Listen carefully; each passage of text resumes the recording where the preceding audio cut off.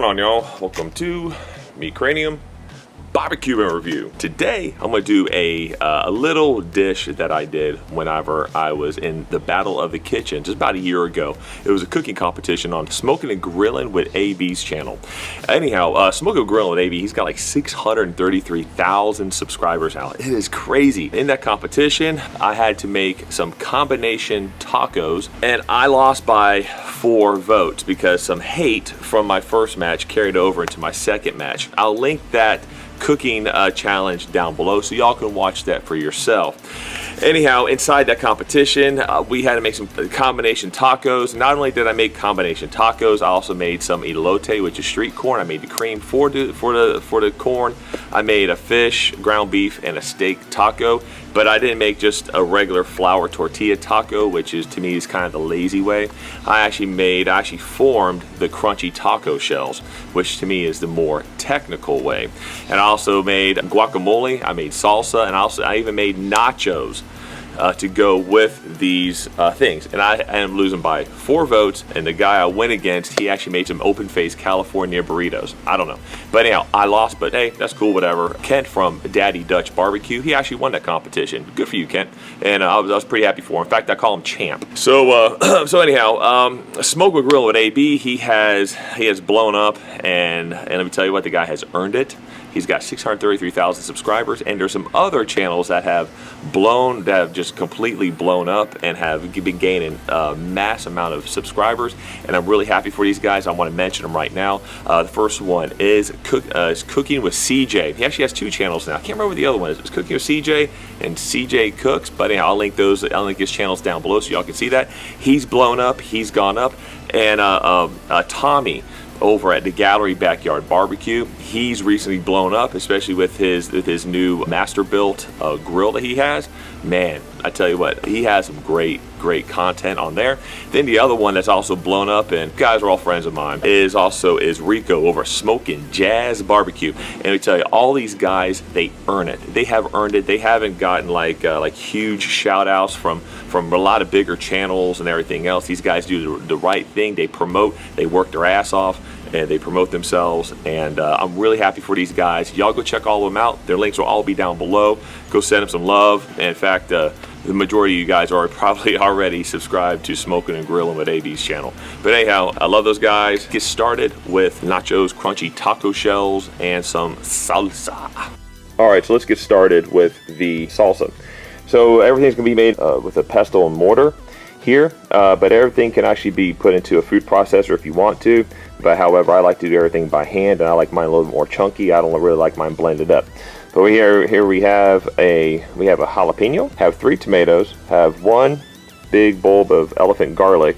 Elephant garlic doesn't have as much of a pungent taste and odor as the smaller ones, but it still has a really garlicky flavor. I would use 3 small pieces of garlic, but I'm just going to settle with 1 big elephant garlic. And here goes the neighbors with circular saws already. Got 1 big white onion. Also have 2 limes, but I might just be using 1 lime. And over here we have probably about a cup of cilantro right here. It's gonna cut down to about a cup. Then I also have some salt, and that's pretty basic. Anyhow, let's get started on this and get everything cut up. Here we go. Gonna go ahead and start with the tomatoes first. Here's a meathead knife right there. How I like to do tomatoes is, with tomatoes, you have a line that runs across, and if you cut along that line, usually when you cut it, it has that membrane right across. Makes it a whole lot easier and keeps the tomato together whenever you go to cut it. I learned this a long time ago when I used to work in the Greek restaurants. The Greeks taught me this. Cut along the lines. Oh, okay.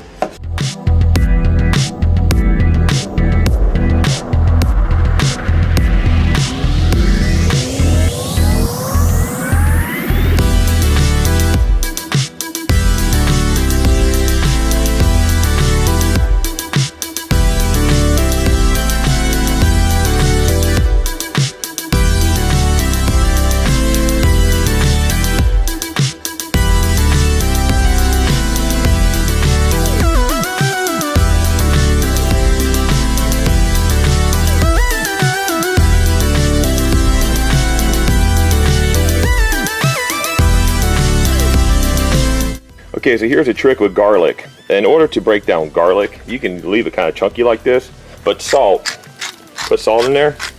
You're gonna be putting salt in there anyhow for flavor. Salt breaks down garlic. Very easy. Crush this all. Work it around. If you notice, it's already starting to break up. It's not even from there. It's not even from the pestle. Look at that. See what salt does to garlic?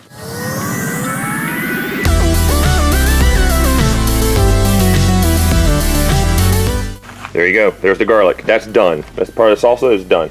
I'm gonna set this back over to the side. Now time for the onion. I'm gonna try half the onion right now, and then I'm gonna see how it tastes. And then if I need more onion, I'll just come back and get more onion. Trick with onion. I'm teaching you all kinds of cool stuff today. All right, keep the root on the onion. It's gonna lessen the acidity, and you're not gonna tear up as much.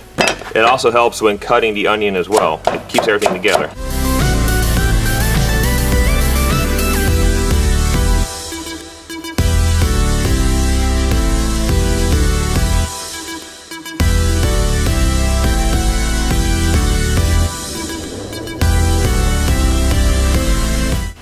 Now I'm gonna beat this up a little bit.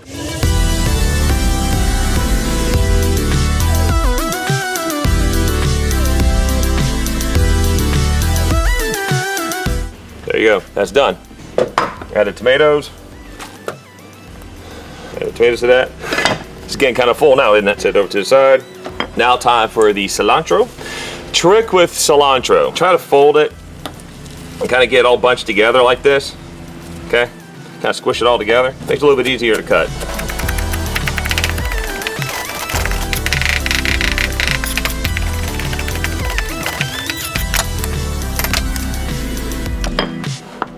Now time for the jalapeno. All right, jalapeno. Jalapeno, what I like to do is just kind of go around. Then as I'm going around, I kind of turn it. Kind of spin it a little bit. Clear a few of these seeds out. If you want it more spicy, keep the seeds in. There we go. And that's what you're kind of left with right there.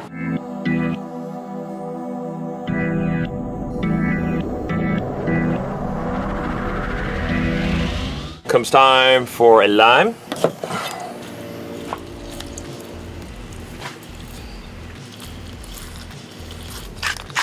Salt.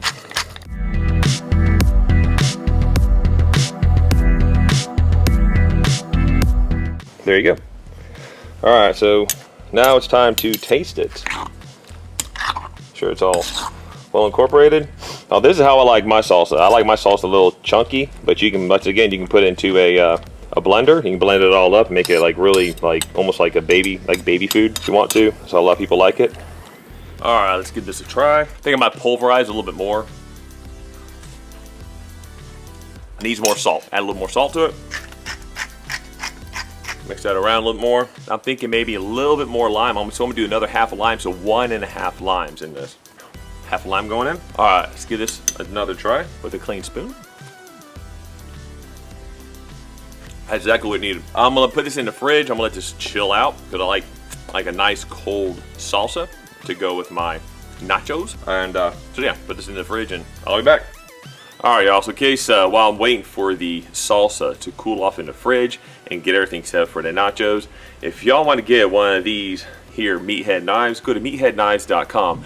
Now there's a bunch of sites out there. For some reason they are actually using my image and they're actually showing clips of me cutting, and I guess they're trying to use me to promote their knives. Anyhow, that's a whole new subject, but if you see anybody on any site, they are frauds, okay? They are not, it's not real Spanish steel. They do not come from Meathead Knives. They are counterfeit knives, and buyer beware.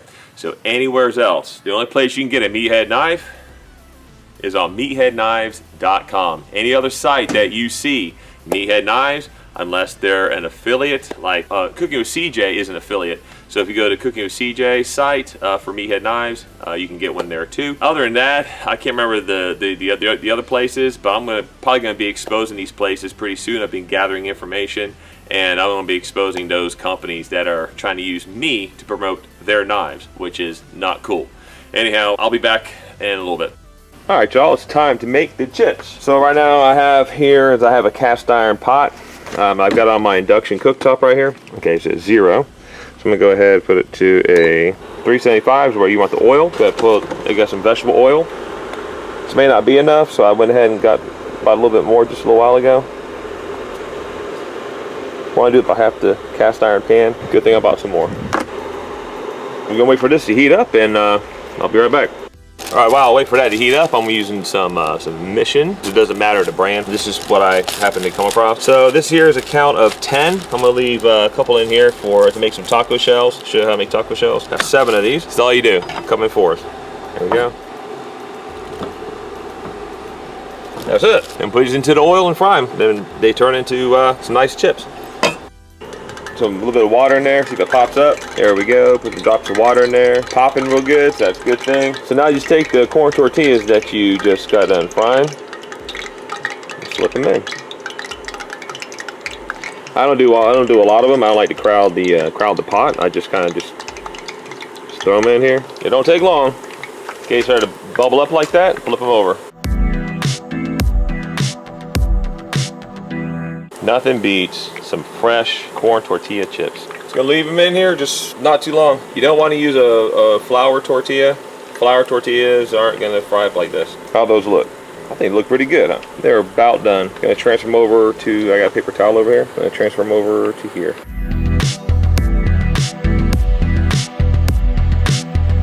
Put some salt on there. Now I'm just gonna repeat the process. Do it over and over and over again.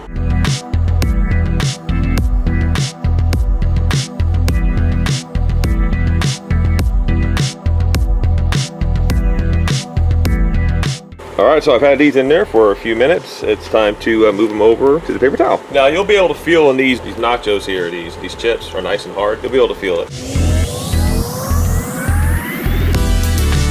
Salt, rinse and repeat.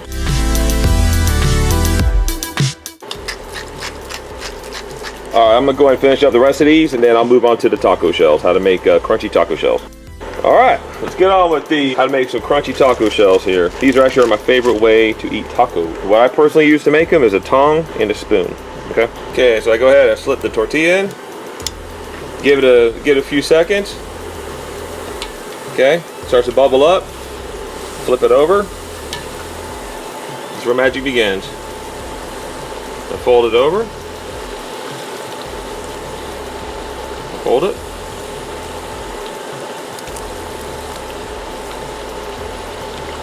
Fold it.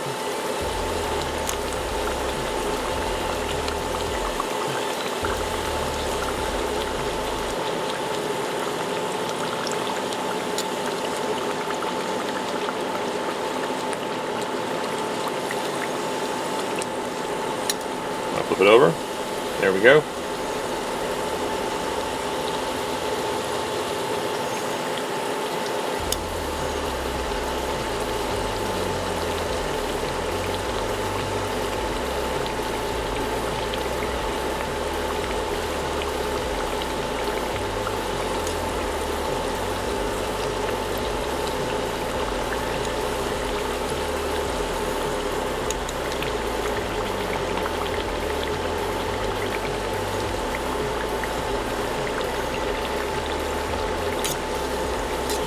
There we go.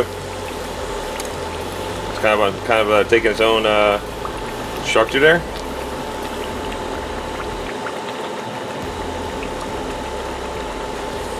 There we go, done. There you go, now transfer it over here. Taco shell, there you go. Just like that. If I keep it upside down so the oil can drain off, let's do another one. See how easy that is?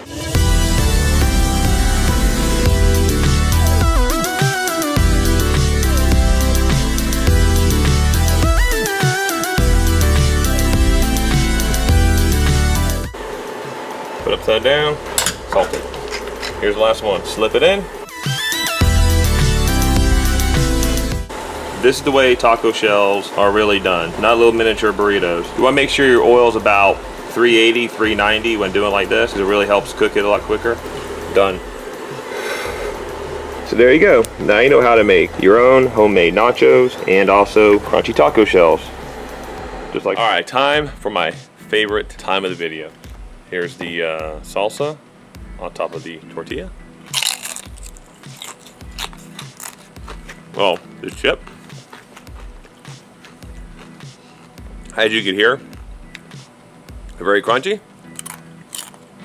Salsa's very good. So there you go. Showed y'all how to make salsa chips and how to make a crunchy taco shell. Anyhow, like, subscribe. I'll see you next week.